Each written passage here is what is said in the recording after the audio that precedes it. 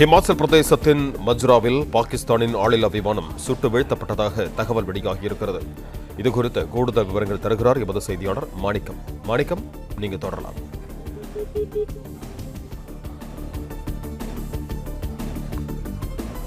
ஹிமாச்சல பிரதேசத்தின் மஜ்ராவில் பாகிஸ்தானின் ஆளில்லா விமானம் சுட்டு வீழ்த்தப்பட்டதாக தகவல் வெளியாகியிருக்கிறது.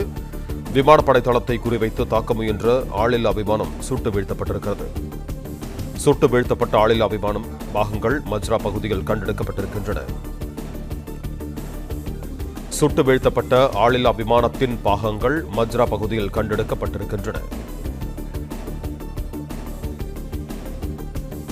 ஹிமாச்சல் பிரதேசத்தின் மஜ்ராவில் பாகிஸ்தானின் ஆளில்லா விமானம் சுட்டு வீழ்த்தப்பட்டதாக தகவல் வெளியாகியிருக்கிறது.